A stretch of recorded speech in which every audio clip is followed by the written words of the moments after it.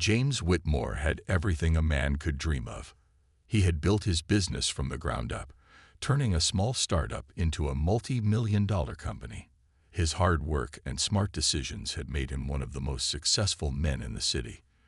People admired him, envied him, and wanted to be like him.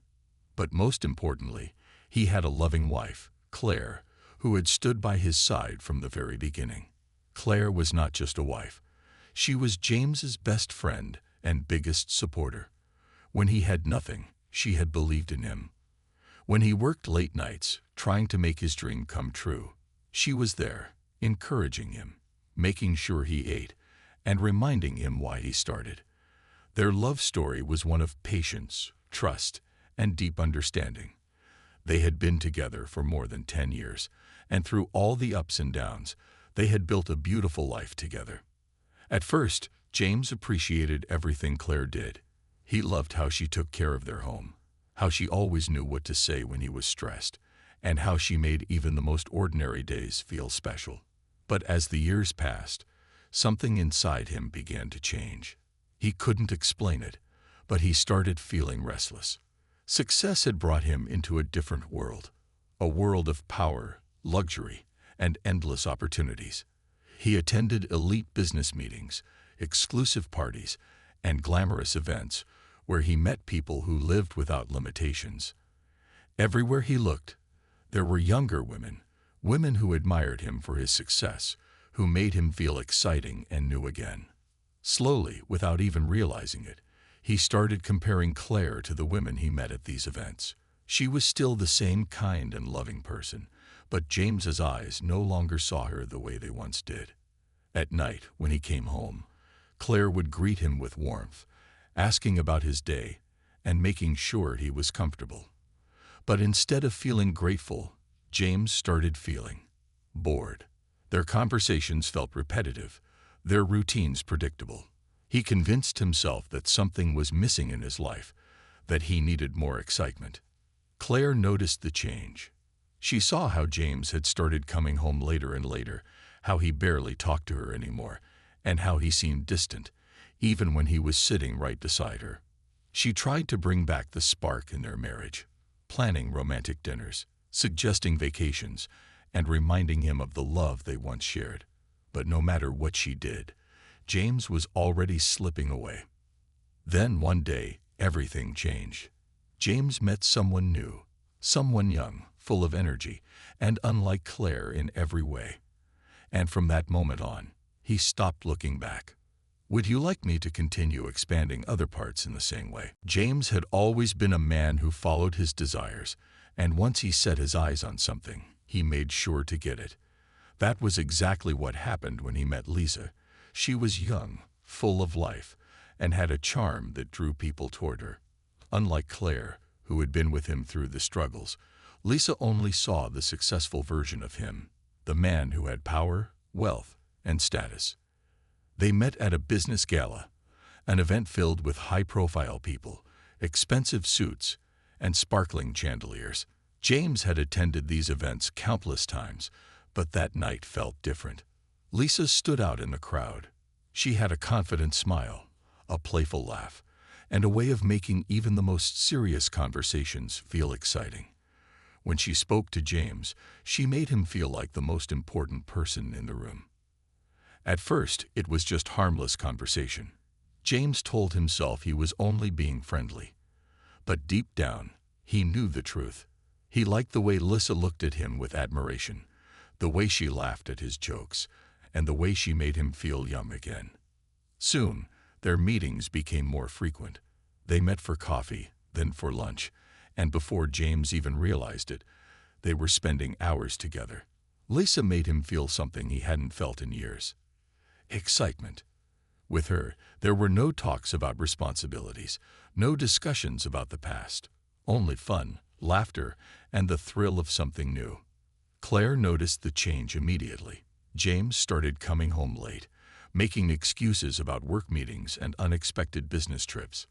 When he was home, he was distant, always checking his phone or lost in thought.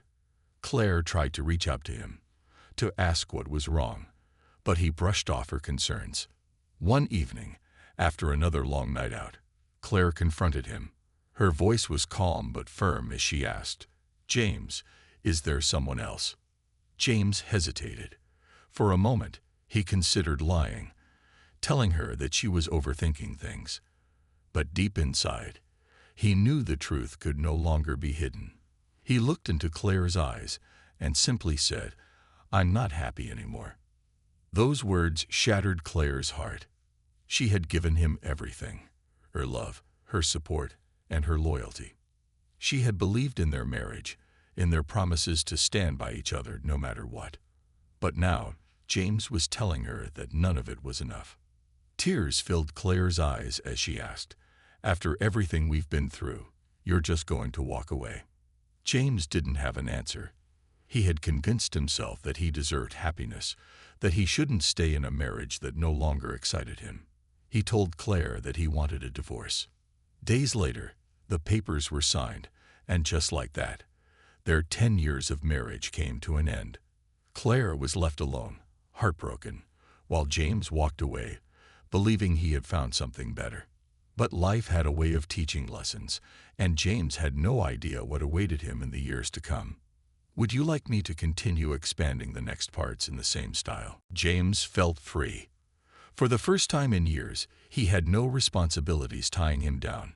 No expectations, no long conversations about the past. Just a fresh start with Lisa. He had convinced himself that he had made the right choice. He was finally living the life he deserved. Lisa brought excitement into his world. Their days were filled with lavish vacations, expensive dinners, and exclusive parties. Everywhere they went, people admired them. James, the wealthy and powerful businessman, and Lisa, the young and beautiful woman by his side. It was the life James had dreamed of. At first, everything felt perfect. Lisa was fun, adventurous, and always knew how to keep things exciting. Unlike Claire, she never talked about responsibilities or the future. She lived in the moment, and James enjoyed every second of it. He showered her with gifts, designer clothes, jewelry, a luxury apartment. Anything she wanted, he gave her without hesitation. But as time passed, James started to notice small things. Lisa was not the caring and supportive partner Claire had been. She didn't ask about his day or worry when he was stressed. She was more interested in shopping sprees and social events than in spending quiet moments together. When James had a bad day at work, she didn't comfort him. She simply told him to stop worrying and have another drink. Slowly, the excitement began to fade. The things that once felt thrilling now felt empty. James started realizing that Lisa didn't love him the way Claire had. She loved the lifestyle he provided, the money, the luxury, but not him. And the worst part, he had left behind the one person who truly cared for him. Then, one evening, everything changed. James came home early from a business trip, hoping to surprise Lisa. But instead, he was the one who got surprised. He walked into their apartment and saw her laughing on the phone, speaking in a tone that was too familiar, too affectionate. When she noticed him, she quickly ended the call, but James already knew Lisa was seeing someone else. He confronted her, demanding to know the truth. At first, she denied it, but eventually, she admitted it without much guilt. "James, you're always busy with work, and I need someone who actually pays attention to me," she said, as if her betrayal was justified. James felt a deep, crushing emptiness inside him. He had left a loyal wife for this, a woman who had never truly cared for him. He had sacrificed everything, thinking he was chasing happiness, only to end up alone. The next day, Lisa packed her things and left, not even looking back. James sat alone in his empty apartment, surrounded by expensive furniture, designer suits, and luxury watches, things that once made him feel powerful, but now felt meaningless. For the first time in years, he thought about Claire. He thought about the love he had thrown away, the home he had left behind. And for the first time, he wondered if he had made the biggest mistake of his life. Would you like me to continue expanding the next part in the same style? James had never felt so alone. The luxury apartment that once seemed so grand now felt empty and cold. The expensive furniture, the city skyline view, the silence, none of it brought him happiness. He had everything money could buy, yet he had lost the one thing that truly mattered: love.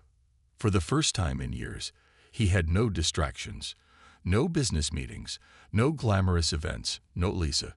He spent his days working and his nights thinking about the past. Regret crept into his heart like a shadow that wouldn't leave. He wondered where Claire was, how she was doing, and if she ever thought about him. But he knew it was too late to fix what he had broken. One evening, James decided to visit an upscale restaurant in town. It was one of his favorites, a place he and Claire had visited often before their marriage fell apart. He hadn't been there in years, but tonight, he felt an urge to go. Maybe he was just looking for something familiar, something to remind him of the days when life made sense. As he sat at his table, sipping his drink and lost in thought, his attention was suddenly drawn to a nearby group. 4 teenage boys sat together, laughing and talking with energy and confidence. Something about them caught James's attention. They had a familiar way of carrying themselves, a familiar way of smiling, even a familiar sharpness in their features. Then, James's heart nearly stopped. The boys all had his eyes, the same piercing blue color, the same strong jawline. Every single one of them looked like him. It was as if he was staring at younger versions of himself. He felt a strange mix of emotions: shock, confusion, curiosity. Who were they? How could they look so much like him? James couldn't take his eyes off them. He watched as they joked around, full of life and energy, reminding him of his own younger years. His mind raced with possibilities, but the answers seemed impossible. Could they be his children? His heart pounded as he discreetly called the waiter over. "Do you know those boys?" he asked, trying to sound casual. The waiter nodded. "Yes, sir. They come here often. They're the sons of Claire Whitmore." James felt like the air had been knocked out of his lungs. Claire, his ex-wife, the woman he had left behind. He gripped the table, trying to steady himself. His mind spun with questions. He had left Claire years ago, never knowing she was pregnant. And now, sitting just a few feet away from him, were 4 boys, quadruplets, who looked exactly like him. A wave of emotions crashed over him. Regret, guilt, shock. All these years, he had been chasing happiness, thinking he had made the right choice. And all this time, he had children he never even knew about. James couldn't move. He couldn't breathe. One thing was clear: his past had finally caught up with him. Would you like me to continue expanding the next part in the same style? James sat frozen in his chair, his mind unable to process what he had just heard. Sons. Not 1, not 2, but 4. Claire had given birth to quadruplets, his children, and he had never even known. A heavy weight settled in his chest as regret filled every corner of his heart. How could he have been so blind? How could he have walked away without realizing what he was leaving behind? He looked at the boys again. They were full of life, laughing and talking as they enjoyed their meal. They had no idea that their father was sitting just a few feet away, watching them with a mixture of awe and sorrow. For a moment, James considered getting up and walking away. Maybe it was better not to disturb their lives. Maybe it was too late to change anything. But deep down, he knew he had to do something. He couldn't ignore this. He had already made one terrible mistake by leaving Claire. He wasn't going to make another by turning his back on his own children. Taking a deep breath, he stood up and walked toward the boys' table. His heart pounded in his chest as he reached them. They looked up, confused at first, and then surprised as they recognized him. One of them, the tallest, spoke first. "Can we help you, sir?" James felt a lump in his throat. "Sir." His own son had called him sir instead of dad. He forced himself to smile, though his hands trembled slightly. I'm sorry to interrupt." My name is James Whitmore." He hesitated before adding, "I used to be married to Claire." The boys exchanged glances, their expressions changing. Some looked surprised, others suspicious. One of them, who looked the most like James, narrowed his eyes. "Our mom doesn't talk about you," he said bluntly. James felt a sharp stab of guilt. Of course she didn't. Why would she? He had walked away from her, from their marriage, never even realizing she was carrying his children. He had given her no reason to keep his memory alive. "I know," James said, his voice quieter now. "I didn't know about you. If I had, things might have been different." The boys were silent for a moment, processing his words. Finally, one of them spoke, his tone softer than the others. "So, why are you here now?" James exhaled slowly. It was a fair question. Why now, after all these years? What right did he have to show up in their lives? "Because I just found out," he admitted honestly. "And because I want to make things right, if you'll let me." The boys didn't respond right away. Their faces held different emotions. Curiosity, doubt, maybe even a little hope. But James knew that earning their trust wouldn't be easy. He had lost years with them, years he could never get back. And now he had to prove that he was ready to be a father, even if it was much later than it should have been. "Would you like me to continue expanding the next part in the same style?" The silence between James and the boys felt heavy, stretching longer than he expected. He could see the hesitation in their eyes. They didn't know what to think of him. And why would they? He had been nothing but a stranger to them for all these years. Finally, one of the boys, the one who had spoken first, crossed his arms and asked, "Why should we believe you?" His tone wasn't angry, just cautious. James nodded, understanding their doubts. "You don't have to believe me right away," he admitted. "I know I wasn't there for you, and I can't change the past. But I want to be here now, if you'll let me." Another boy, the one with a slightly softer expression, looked at James carefully. "Does Mom know you're here?" James hesitated. "No," he said honestly. "I didn't even know about you until tonight." The boys exchanged glances again, silently communicating with each other. James wondered if they had always been this close, able to understand each other without words. He had missed so much, watching them grow up, seeing their first steps, hearing their first words. He had missed birthdays, school events, and all the little moments that made a family. The realization stung. After a moment, one of the boys spoke up. "If you really mean it, then talk to Mom first."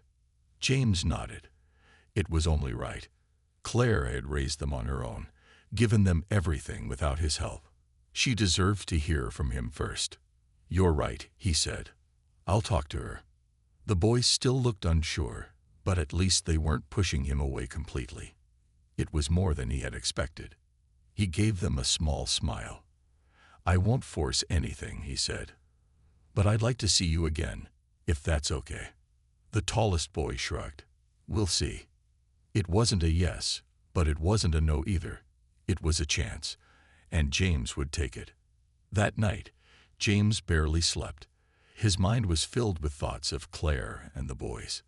He had spent years chasing happiness in all the wrong places, not realizing that his greatest happiness had been right in front of him all along. He had been selfish, blind, and now he had to face the consequences. The next morning, he gathered his courage and drove to Claire's house. His hands were sweaty as he knocked on the door. He had no idea how she would react. Would she slam the door in his face? Would she even listen to him? A moment later, the door opened, and there she was, Claire.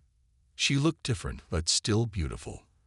There were a few lines on her face, signs of the years that had passed, but her eyes still held the same kindness he remembered. For a second, neither of them spoke. Then Claire's expression changed from surprise to something colder. "What are you doing here, James?" Her voice was calm, but he could hear the strength behind it. She was no longer the woman who had waited for him, hoping he would come back. She was someone who had moved on. James took a deep breath. "I need to talk to you," he said. "It's about our sons. Would you like me to continue expanding the next part in the same style? Claire stood still for a moment, her expression unreadable. The words "our sons" echoed in the air between them. James could see the flicker of emotions in her eyes, surprise, anger, maybe even a bit of sadness, but she quickly masked them.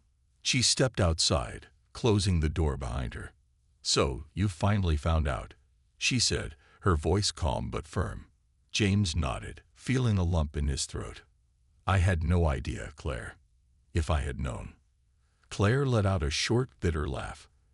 "If you had known, what? You would have stayed. You left, James. You walked away without looking back. You didn't care about what you were leaving behind." Her words cut deep, but James didn't try to defend himself. She was right. He had been so focused on chasing something new that he hadn't even considered the life he was throwing away. "I was wrong," he admitted. "I made the biggest mistake of my life. And I know I can't change the past. But Claire, I want to be in their lives. I need to be." Claire folded her arms, studying him carefully. "And what do you expect from them, James? Do you think you can just walk in after all these years and be their father? It doesn't work like that." James sighed, running a hand through his hair. "I don't expect them to accept me right away. I don't even expect you to forgive me. But I can't ignore them now that I know they exist. I want to try, Claire. I want to be the father they deserve." Claire's expression softened just a little. "They're good boys," she said quietly. "I raised them to be strong, to rely on each other. They don't need you, James. They've grown up without you." James felt the weight of her words. They didn't need him, but he needed them. "I understand," he said. "And I know I don't deserve a second chance. But if there's any way at all, that I can get to know them, I'll take it." Claire was silent for a long time. James could tell she was thinking, debating whether or not to let him in. Finally, she sighed. "I won't force them to see you. That's their choice. If they want to, fine. But if they don't, you have to respect that." James nodded quickly. "I will. Thank you, Claire." She gave him one last long look before turning to go inside. "Don't hurt them, James," she said before closing the door. James stood there, taking in her words. He had been given a chance, a small one, but a chance nonetheless. Now it was up to his sons to decide if they wanted him in their lives. And for the first time in years, James was willing to fight for something real. Would you like me to continue expanding the next part in the same style? The next few days were the longest of James's life. He had no control over what would happen next. Claire had made it clear. The decision was in the hands of their sons. All he could do now was wait. He checked his phone constantly, hoping for a message or a call. But nothing came. The silence was unbearable. James had spent years building his business, making deals, and controlling outcomes. But now he was powerless. The only thing that mattered was something he couldn't buy or negotiate: his son's trust. Then one evening, just as he was about to give up hope, his phone buzzed. It was an unknown number. His heart pounded as he answered. "Hello." A familiar voice spoke on the other end. "It's me, Caleb." James quickly recognized the voice of the boy who had spoken up the most at the restaurant. One of his sons. James swallowed hard, trying to stay calm. "Caleb, thank you for calling." Caleb hesitated before speaking again. "We talked. Me and my brothers. We're not sure how we feel about all this, but we're willing to meet, just to see." James closed his eyes for a brief second, relief washing over him. "That's all I could ask for," he said sincerely. Caleb gave him the details. Saturday afternoon at a nearby park. Nothing too formal, just a simple meeting. James agreed without hesitation. The day of the meeting, James arrived early. His nerves were on edge. He had faced business rivals, negotiated million-dollar deals, and stood in front of hundreds of people for speeches, but nothing had ever made him this nervous. This was different. This was real. Then he saw them. The four boys walked toward him, Side by side, their expressions a mix of curiosity and caution. They looked so much like him that it still took his breath away. "Hey," James greeted, his voice steady but filled with emotion. The boys nodded. Caleb, the one who had called, took the lead. "So, what now?" James smiled, though he was careful not to rush things. "That's up to you," he said honestly. "I don't want to force anything. I just want to get to know you. No pressure." For a moment, no one spoke. Then one of the boys, Ethan, James remembered his name from the restaurant, asked, "Do you regret leaving Mom?" James's smile faded. He took a deep breath before answering. "Every single day," he admitted.